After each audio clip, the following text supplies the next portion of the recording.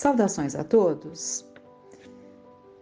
Nós vemos no livro Nos Domínios da Mediunidade, de André Luiz, psicografado pelo Chico Xavier, no capítulo 13, Pensamento e Mediunidade, nós vemos que chega o término de uma reunião em que André Luiz estava fazendo parte, junto do orientador, dos companheiros, para aprendizado.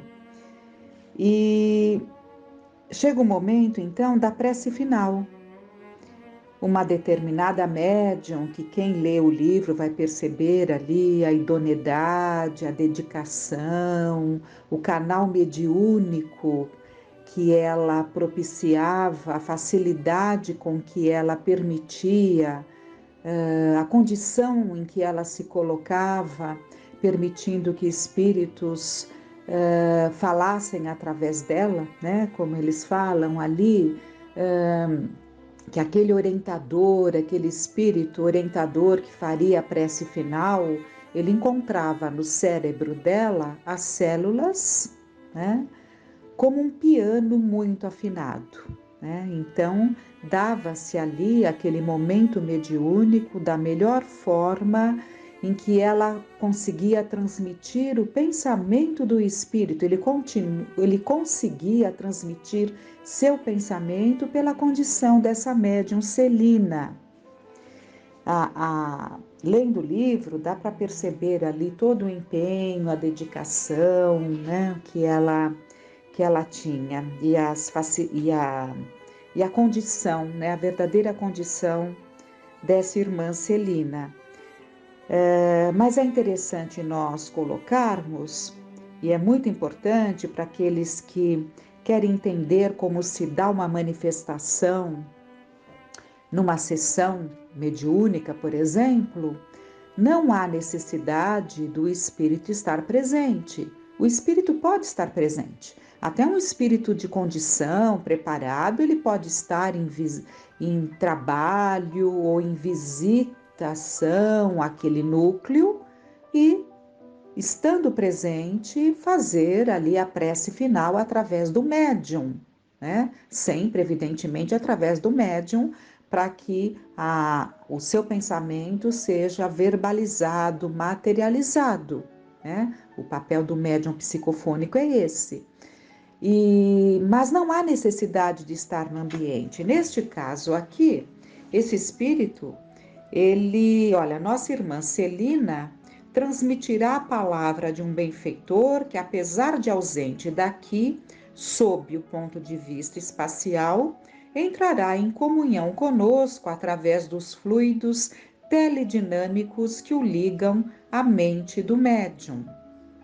E o Hilário, companheiro do André Luiz, ali em aprendizado, mas isso é possível, Aí, o Aulus, que é o orientador, ele fala sobre a radiofonia, a televisão, E se fosse hoje, então, quantos meios de comunicação ele não poderia citar com essas facilidades todas que nós temos, nessa comparação que ele faz, da distância, não importa a distância, a comunicação se dá, como se deu, e ele, num determinado momento, ele começa a falar através da médium, ele começa falando ali sobre a paz que Jesus nos legou,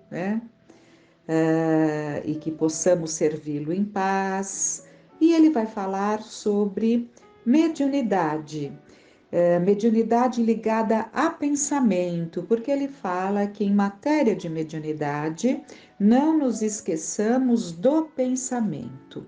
Então, nessa prece final, ele traz uma grande lição, um grande aprendizado ali para aquele grupo que participava dessa reunião. E ele diz: nossa alma vive onde se lhe situa o coração. Isso Jesus já nos ensinou, Nossa alma vive onde se lhe situa o coração. Caminharemos ao influxo de nossas próprias criações, seja onde for. Próprias criações. Nós criamos, Na verdade, somos co-criadores e criamos. Constantemente criamos, Pensamentos acalentados, tanto para o bem quanto para o mal, materializam-se na nossa, no nosso hálito psíquico, na nossa aura psíquica, e ficam materializados enquanto assim pensarmos, né? Tanto para o bem quanto para o mal. Servindo ao progresso geral, move-se a alma na glória do bem. Emparedando-se no egoísmo, arrasta-se em desequilíbrio sob as trevas do mal. Então, ele fala que a gravitação no campo mental é tão incisiva quanto aqui. Nós não somos presos ao solo, né? Presos à crosta terrestre pela lei da gravitação. São leis, né, que nos impõem, né, determinado ambiente. Ninguém aqui na Terra com os nossos corpos pode sair volitando com o corpo físico. E no plano espiritual, mesmo o corpo sendo mais fluídico, né, mas ainda é uma matéria quinta essenciada, o perispírito, ele também está sujeito às mesmas leis gravitacionais. O que ele quer dizer com isso? Que seremos atraídos para os ambientes adequados ao nosso padrão vibratório. É a lei gravitacional que nos impede de alçarmos voos mais altos, buscando ambientes melhores, quando o nosso padrão vibratório é incompatível. Então, por isso que ele diz que a lei gravitacional no campo mental é tão incisiva quanto na esfera da experiência física. A lei divina é o bem de todos. Colaborar na execução de seus propósitos sábios é iluminar a mente e clarear a vida. Opor-lhe entraves a pretexto de acalentar caprichos perniciosos é obscurecer o raciocínio e coagular a sombra ao redor de nós mesmos. É indispensável ajuizar quanto à direção dos próprios passos, de modo a evitarmos o nevoeiro da perturbação e a dor do arrependimento. Então, conhecedores dessas leis magnânimas que nos regem, é indispensável ajuizar, ou seja, é importante que nós entendamos essas leis, pensemos nelas, reflitamos sobre elas, para que não sejamos surpreendidos, né? Por estarmos sendo atraídos não só no desprendimento do corpo físico pela morte, mas também no desprendimento do corpo físico no processo do sono. Funciona da mesma forma.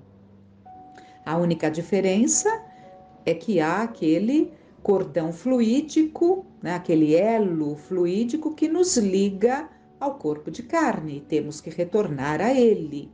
Né? Enquanto encarnados, nós temos essa ligação. E é uma ligação tão perfeita que nós poderíamos estar distantes do nosso corpo físico, digamos ali, alguém que tenha condições de buscar, né, alçar voos mais altos, buscar regiões mais acima, né, de um padrão vibratório mais elevado. Tão logo haja a necessidade de acordar-se, alguém tocar no corpo, né, um ruído, um choro de um filho, uma necessidade, volta-se imediatamente para o corpo, né? Então, essa é a diferença do encarnado, né? Mas a sua situação no plano espiritual é a mesma, né? Tanto de encarnado como de desencarnado, né? As suas buscas são as mesmas, o seu padrão vibratório é o mesmo, né? O nosso padrão vibratório não mudará porque fechamos os olhos do corpo no fenômeno da morte, né? Dessa morte que na verdade nem existe, né? Porque o que o berço inicia, o túmulo, digamos assim, continua, né? Então a vida continua, né? Porque a vida é uma só, é uma sequência, né? Então, Continuando, nos domínios do espírito não existe a neutralidade. Evoluímos com a luz eterna, segundo os desígnios de Deus, ou estacionamos na treva, conforme a indébita determinação do nosso eu. Então, esse estado, digamos que buscássemos uma neutralidade que é impossível, essa neutralidade já nos confere uma escolha, né? É isso. A neutralidade já nos confere uma escolha. Não vale encarnar-se ou desencarnar-se simplesmente. Todos os dias, as formas se fazem e se desfazem. Vale a renovação interior com acréscimo de visão, a fim de seguirmos à frente com a verdadeira noção da eternidade em que nos deslocamos no tempo. Vejam que colocações sábias ele está nos trazendo. Vale a renovação interior com acréscimo de visão. É importante que nós desenvolvamos essa nossa capacidade de ver mais profundamente.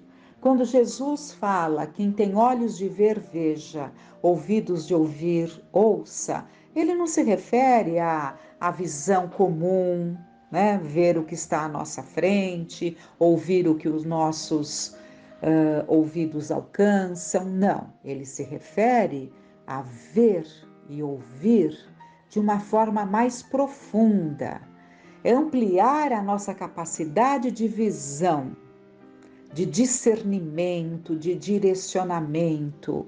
É uma capacidade que nós vamos desenvolvendo ali no nosso dia, e a encarnação não é castigo, ela é oportunidade, e estamos tendo essa oportunidade para desenvolvermos o nosso potencial, essas capacidades.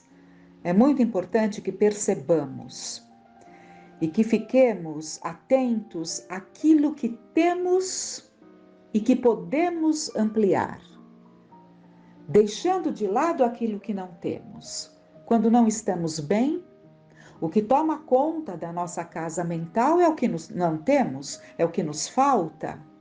E a nossa mente fica ali presa àquilo que não temos, àquilo que desejamos e não podemos, àquilo que julgamos que nos falta. E com isso vamos nos tornando pessoas desencantadas, né? Porque pensamos o tempo todo naquilo que poderia ser a nossa vida, projetando coisas que nem muitas vezes nem nos fariam bem. No entanto, aquele que é verdadeiramente grato, ele vai entender aquilo que ele não pode ter, pelo menos naquele momento, ele não pode ter, mas ele vai focar naquilo que ele tem. E na medida em que ele foca naquilo que ele tem, tudo mais, né? Nós temos no Evangelho, Jesus fala ali para os discípulos, Deus sabe de todas as vossas necessidades, o Pai sabe, né? Mas basta-lhe uma, pouca coisa lhe basta. O resto lhe será acrescentado por misericórdia do Pai. Então, todo aquele que se empenha, todo aquele que busca fazer o melhor no cumprimento dos seus deveres, vivendo a cada dia, sentindo que é uma bênção essa oportunidade, as coisas fluem de uma forma mais natural. Bom, voltemos ao texto. Consciência pesada de propósitos malignos, revestida de remorsos, referta de ambições desvairadas, essas ambições, esses desejos, essas vontades incontidas que nós vamos alimentando. Então, referta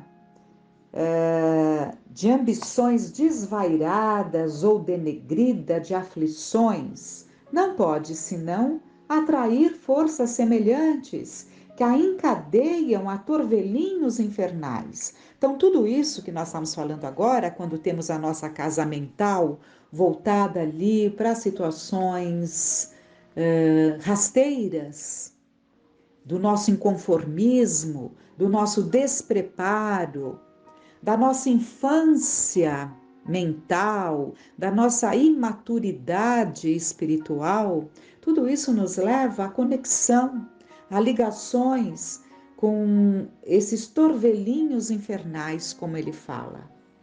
A obsessão é sinistro conúbio da mente com desequilíbrio comum às trevas. É um conúbio da nossa mente. Corre por nossa conta, escolhas melhores, um direcionamento mais efetivo nos nossos pensamentos, buscando substituir os lixos mentais que nos chegam por pensamentos edificantes, e para isso há todo um mecanismo, e nós sabemos como renovar as nossas mentes, se sabemos. Mas nem sempre queremos. Pensamos e imprimimos existência a objeto idealizado. Olha, pensamos e imprimimos existência a objeto idealizado. Eu estou até me lembrando do Ernesto Bosano, um grande estudioso italiano. Esses estudiosos e cientistas que vieram ao tempo de Kardec, mais ou menos ao tempo de Kardec, para trazer o avanço também pela ciência, para que haja esse encontro, né? Como houve. Então, enquanto Kardec estava trabalhando lá nos seus experimentos, havia outros, né? O Lombroso, o Askzakov, o Ernesto Bosano na Itália, o William Crookes na Inglaterra. E o Ernesto Bosano, esse cientista, ele fazia experimentos, né? Chamando ainda, evidentemente não existia o espiritismo, chamando ali para fenômenos paranormais, algo do tipo. Faz muitos anos que eu não estou manuseando, não manuseei mais esses livros, mas era neste campo, né? Da psique, e ele foi descobrindo, né? Foi descobrindo, eram cientistas que se empenhavam para até negar a existência da alma, né? Até negar a existência da alma, como foi o caso do William Crookes, mas ele se rendeu às evidências. Então, todos esses, durante os experimentos, tinham que se render às evidências da imortalidade da alma, da comunicabilidade dos espíritos com o plano material, com nós encarnados. Todos participaram de materializações, de espíritos que falavam através de médiums, né? De fenômenos de transporte, de ruídos, de batidas. Todos esses fenômenos, eles participavam, experimentavam e chegavam a conclusões. Mas o que eu quero falar, diante do que eu estava lendo, foi a lembrança que ele traz um caso de uma senhora católica que estava ali há muitos anos ali no leito, né, já numa situação bastante delicada, com indícios, né, de um desencarne próximo, e ela estava ali apavorada. Apavorada com o quê? Porque ela via junto dela a presença de um Lúcifer, né, de um demônio. E ela via.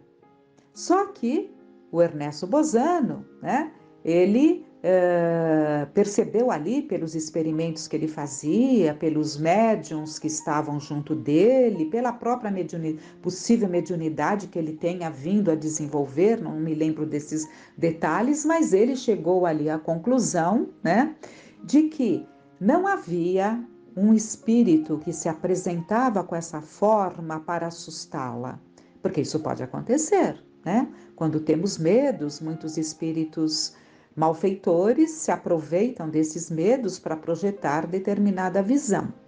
Mas não era o caso. Ali não havia nenhum espírito. Ali era uma ideoplastia.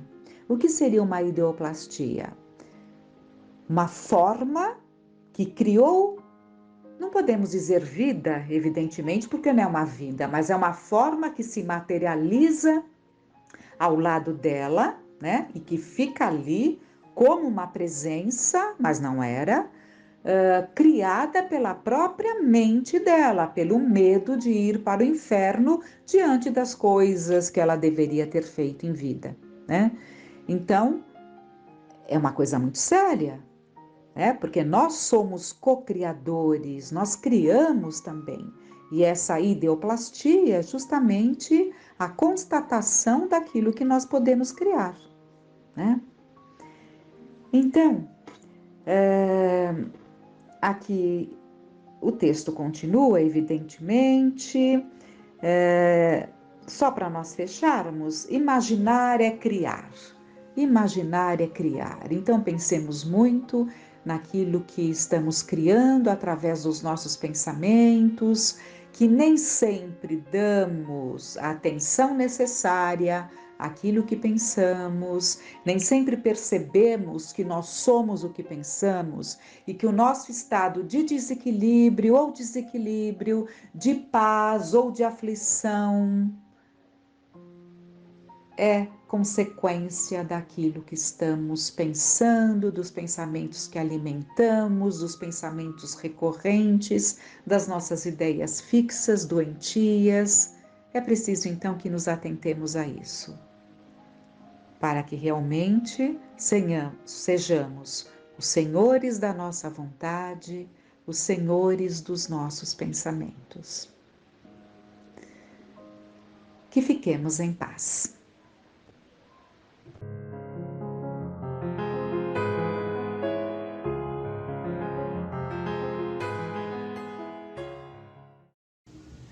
Amigos, sempre agradecidos pelas dádivas recebidas, por estarmos aqui reunidos em nome de Deus, em nome de Jesus. Antes de continuarmos a sequência do capítulo do livro dos Mensageiros, eu trouxe um trecho do livro Pão Nosso, agradecer. E sede agradecidos, Paulo aos Colossenses. É curioso verificar que a multidão dos aprendizes está sempre interessada em receber graças. Entretanto, é raro encontrar alguém com a disposição de ministrá-las. Na comunidade dos trabalhadores fiéis a Jesus, agradecer significa aplicar proveitosamente as dádivas recebidas, tanto ao próximo quanto a si mesmo. Agradecer não será tão somente problema de palavras brilhantes. É sentir a grandeza dos gestos, a luz dos benefícios, a generosidade da confiança e corresponder espontaneamente, estendendo aos outros os tesouros da vida. Bom, continuemos com o livro Os Mensageiros. Nós vimos o capítulo Aprendendo Sempre, então que ainda na reunião de trabalho na casa de Dona Isabel, o movimento de serviço espiritual torna-se intenso. Muitas pessoas pediam conselhos médicos, orientação, assistência e passes. A solicitação terapêutica para a manutenção da saúde física pelos que de fato se interessam pelo concurso espiritual é sempre justa. Todavia, no que concerne a conselhos para a vida normal, é imprescindível muita cautela de nossa parte, diante das requisições daqueles que se negam voluntariamente aos testemunhos da conduta cristã. No capítulo de hoje, no trabalho ativo, a interpretação de Bentes, obedecendo a inspiração de um emissário de nobre posição presente à Assembleia, era recebida com respeito geral no círculo das entidades desencarnadas. Na esfera dos encarnados, porém, não se notava o mesmo traço de harmonia. Observava-se apreciável instabilidade de pensamento. A expectativa ansiosa dos presentes perturbava a corrente vibratória. De quando em quando, surpreendíamos determinados desequilíbrios que afetavam particularmente a organização mediúnica de Dona Isabel e posição receptiva do comentarista, que parecia perder o fio das ideias, tal qual se diria na linguagem comum. Colaboradores ativos restabeleciam um ritmo quanto possível. Reparamos que alguns irmãos encarnados se mantinham irrequietos, em demasia. Mormente os mais novos em conhecimentos doutrinários exibiam enorme irresponsabilidade. A mente lhes vagava muito longe dos comentários edificantes. Viam-se-lhes distintamente as imagens mentais. Alguns se prendiam aos quefazeres domésticos, outros se impacientavam por não lograrem a realização imediata dos propósitos que os haviam levado ali. Muitos estudiosos do Espiritismo se preocupam com o problema da concentração em trabalhos de natureza espiritual.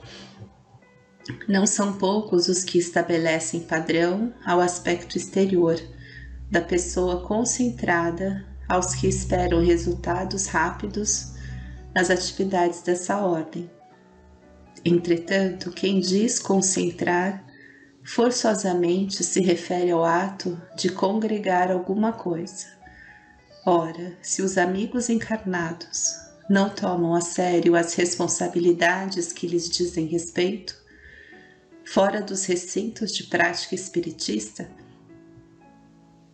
se porventura são cultores da leviandade, da indiferença, do erro deliberado e incessante, da teimosia, da inobservância interna, dos conselhos de perfeição cedidos a outrem, que poderão concentrar nos momentos fugazes de serviço espiritual?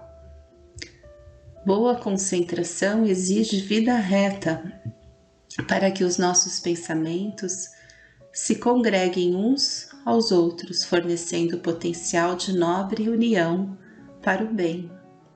É indispensável o trabalho preparatório de atividades mentais na meditação de ordem superior. A atitude íntima de relaxamento ante as lições evangélicas recebidas não pode conferir ao crente ou ao cooperador a concentração de forças espirituais no serviço de elevação, tão só porque eles se entreguem apenas por alguns minutos na semana a pensamentos compulsórios de amor cristão. André observa que, se não fosse o devotamento dos colaboradores desencarnados, tornar-se-ia impossível qualquer proveito concreto. Isidoro e outros amigos devotados trabalhavam com ardor para neutralizar determinadas influências nocivas. O serviço prosseguia com enorme demonstração educativa. Era necessário, de fato, grande renúncia para atender ao trabalho compacto e numeroso no setor de assistência aos encarnados, porque poucos frequentadores do grupo pareciam manter atitude correspondente à sublime dedicação fraternal em nome do Mestre. Além disso, não será caridade o ato de dar aos que não querem receber. Aniceto, adivinhando os pensamentos de André, falou com bondade. Um dia, André, você compreenderá com Jesus que melhor é servir que ser servido, mais belo é dar que receber. Então, aqui nesse capítulo, mostra o quão é sério a atividade na espiritualidade, né? Essa atividade de assistência que se faz nas reuniões mediúnicas, e o quanto nós ainda interferimos nesse equilíbrio, né?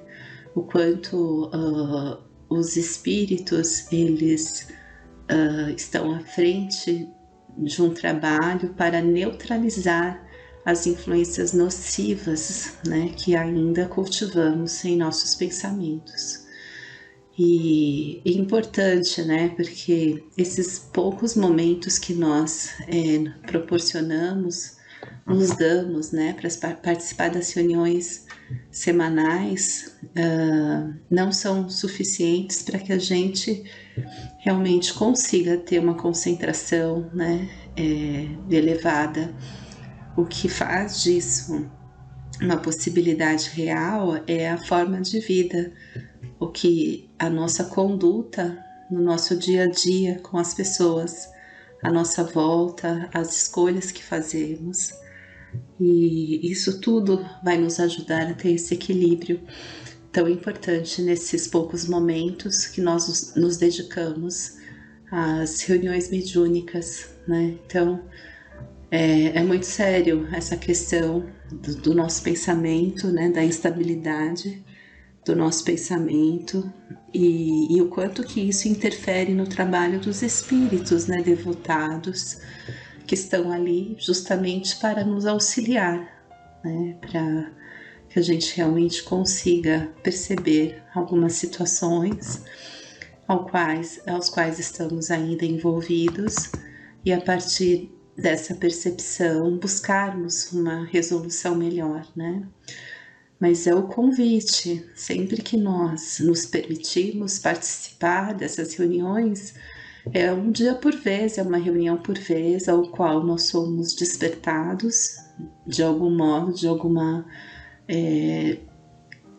maneira, a agir de forma diferente posteriormente, né? E são sementes que são cultivadas em nós e que nós percebemos no decorrer do dia, da nossa vida, o quão importante é essa modificação interior para que a gente realmente consiga esse equilíbrio, né?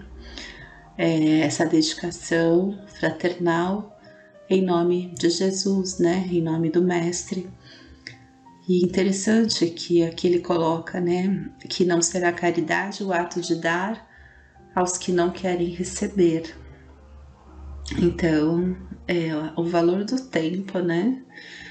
O valor do tempo é muito sério, porque se você está dedicando uma forma de auxílio àquele que não quer receber, é inútil, né? Não vinga. É como se você estivesse jogando as sementes ali na beira da estrada e o sol queima, né? A pedra impede o crescimento e assim vai, né? Então faz muito sentido essa colocação. E quando é colocado aqui também por Aniceto, no final do nosso capítulo, que com Jesus é melhor servir que ser servido, mais belo dar do que receber. Sem dúvida, se a gente está na condição de auxílio, né, que bom, sinal de que caminhamos aí já um pouco para esse entendimento e conseguimos nos colocar na condição de cooperadores, né, da assistência, do amparo, da espiritualidade em favor daqueles que estão conosco, né? Então isso é muito bom. Nós devemos ser sempre agradecidos por tudo aquilo que nós recebemos, por tudo que nos favorece o aprendizado, né? A reflexão, a mudança íntima. É super importante. Sempre agradecidos por tudo que nos ocorre. É fundamental a gente se libertar, né, dessas amarras, e quando a gente se revolta por alguma questão, a gente se prende ainda mais, né? Então é isso, né, termos em mente o quão significativos esses ensinamentos estão conosco, né? Agradecidos a André Luiz, que compartilhou conosco essas experiências tão importantes, né? Que fazem parte do nosso dia a dia. Então, é isso que nós devemos ter em mente, tá certo? Então, é isso por hoje, né? A gente continua no nosso próximo encontro, né? Espero que tenha sido esclarecedor, para mim foi, sempre o é. Então, Jesus nos abençoe, fique em paz e até o nosso próximo encontro. Obrigada a todos.